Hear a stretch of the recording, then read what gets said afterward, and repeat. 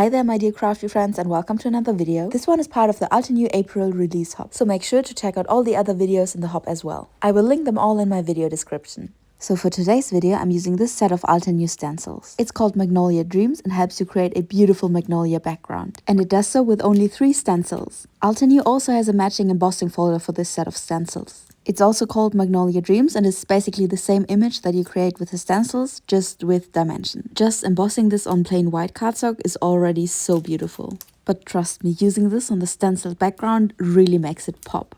And I can't wait to show you this, so let's get started. For stenciling, I like to use the Altenew stamp wheel. The sticky mat inside it grabs your paper and keeps it in place while you're stenciling. And if your background is smaller than your stencil, it even keeps your stencil in place. I like to keep my stencils in the original packaging so nothing gets lost and I'll always know what's inside. So here are the 3 stencils of the Magnolia Dreams set. And one thing I really love about all the Altenew products really is that they are really super intuitive. Like all the stencils in the set have numbers on them, so you know in which order to use them. Now I'm just centering the stencil on my cardstock, and I chose the Cherry Blossom Fresh Dye inks as the colors for my background. I really like these sets of 4 ink cubes, as they all have the same color just in different shades, which makes them just perfect for stencils like this one. I mean, all the blossoms have the same color, right? Just not in the exact same shade. To transfer the ink to the paper, I'm using an Altenew blending brush. Since the first stencil is for the petals that are more in the background, I'm starting with the darkest of the 4 colors. I'm going over the stencil in circles, starting in the center of each blossom. That way I'm creating a gradient, so the center or the bottom of each flower is darker, fading into a lighter pink to the top. Now I'm using the second stencil, which again has a number on it, so you know it's the second one. It also has slight outlines of the first stencil on it, so you know exactly where to place it on top of your background. And this time I'm also using washi tape to secure the stencil, as the first one moved a little. My cardstock is almost as large as the stencil, so there's really not much room for the sticky mat to grab on the stencil. But just a bit of washi tape does the trick quite nicely. And now that the stencil is secured, I can go in with the second darkest color. Just like before, I'm going over the stencil in circles, starting at the bottom or the center of each flower. The third and last stencil of the set is a bit different, as it's for the flower centers and the stems and the leaves of the magnolias. So I'm going in with an olive green for the stems and the leaves. And to give them a bit more depth, I'm also going in with a moss green, which is darker than the olive one. And I'm also trying to create a gradient from the dark to the lighter green. For the flower centers, I chose a butternut yellow as the base color. And similarly to what I did with the leaves before, I am then going back in with a pumpkin pie yellow, which is slightly darker than the butternut one. And now comes the best part. Look how beautiful this is. It's an artwork in itself. But we can take it even one step further. I'm bringing in the big guns here, which in crafting terms means the embossing folder. So I'm just inserting my magnolia background into the folder and align the stenciled image with the image on the embossing folder as much as possible. I have now run it through my die cutting machine and look how pretty it is now. The folder not only added dimension, but also even more details like in the leaves or the flower centers. Every time I use a stencil and embossing folder combination, I'm just amazed by how beautiful this is. And at this point, I actually felt bad cutting it up, but I really wanted to get the most out of this background, so I'm trying to make as many cards out of it as possible. So I'm cutting it to the size of a Dinner 6 card cover, which is 10 by 14.3 centimeters. And then I'm cutting this card cover in half, but at a slight angle to add a bit more interest to it. And here I couldn't quite decide how steep the angle should be, but I managed in the end. And now I'm left with 3 pieces of my background that are still large enough to showcase the beauty of these magnolias. And I chose a white 300 GSM cardstock for my card base in a standard Dinner 6 format. And for the first card, I'm using one of the angled background pieces and gluing it to the top. I always struggle a bit to glue down embossed pieces because I'm always afraid I might squish the embossed effect, but that has never happened, so I'm just paranoid. But just to be sure, I'm just putting glue on the raised areas on the back, which are the debossed parts at the front. And to press it down, I'm also just pressing down on the debossed parts on the front. So I'm basically going around all the raised parts, so all the flowers and the leaves. For the second part, I'm kind of just repeating the same process as before. Only this time I'm gluing the background piece to the bottom instead of the top of the card. Oh, and since my cover pieces are slightly smaller than the card base, I'm trying to have an equal frame around them. My third card also is a Dinner 6 card again. But now I'm just left with this straight piece, so I'm gluing it to the side of my card, and then I kind of decided to make the side the bottom. So this card just has another direction than the other two. And now all the background pieces are glued down. I'm setting aside all 3 cards because now I want to cut some black paper strips just to add a bit more interest or contrast to my cards. And the length of these strips are kind of set or defined by the width of the background pieces, but the width of the strips is totally up to you, and I decided to go for 1.5 centimeter in width. Here I'm just checking if the 1.5 centimeter width looks good on the card, and I think yes, so I'm going ahead and cut 2 more of these strips. I had actually hoped that 1 strip would be long enough for 2 cards, but it wasn't, so I really had to cut 3 strips. But that's okay. After all, what are a few more black pieces on my already huge pile of scrap paper?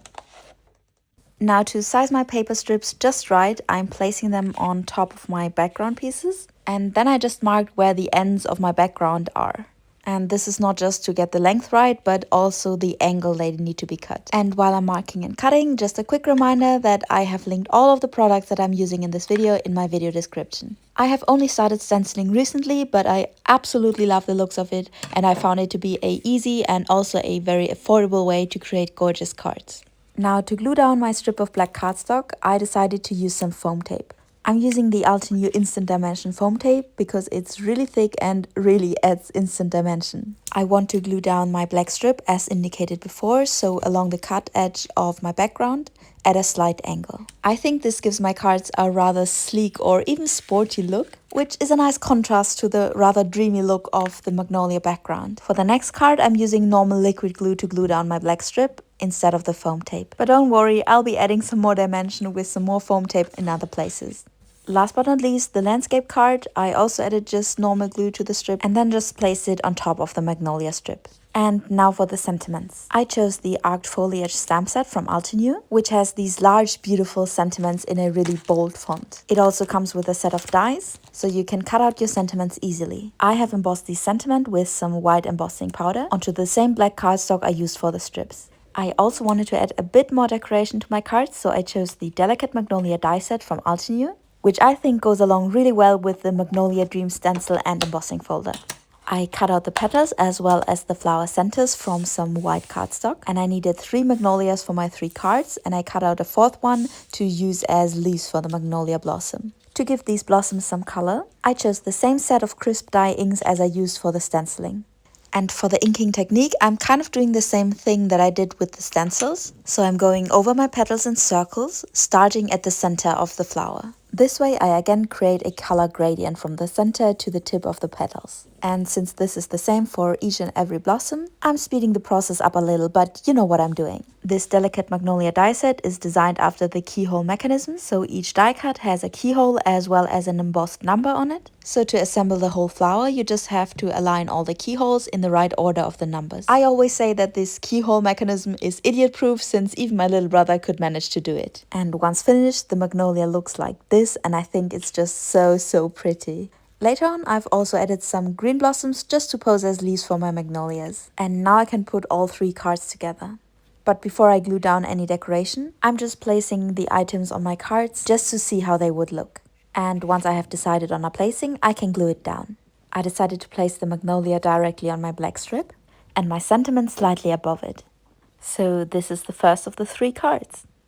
And I'm doing the same thing with my second card. So first I'm playing around a little with the position of my magnolia and then also with my sentiment. Since I just used normal glue for the black strip on this card, I'm now using foam tape to glue down my magnolia as well as my sentiment. And thinking about it, I have decided that I like this version even better than the one with the raised strip, as it draws attention to the magnolia and the sentiment. And I don't think you can really see it in the video, but these instant dimension foam tapes really add a lot of dimension. Here I suddenly wasn't sure about the placing of the sentiment anymore, so I decided to change it to the bottom of the card. And this is the second card.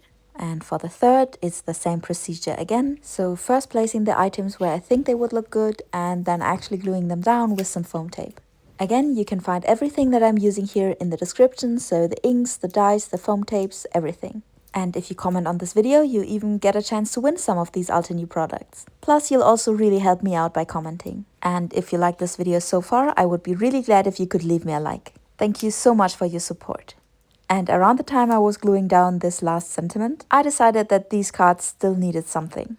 Just a few embellishments to really spruce them up.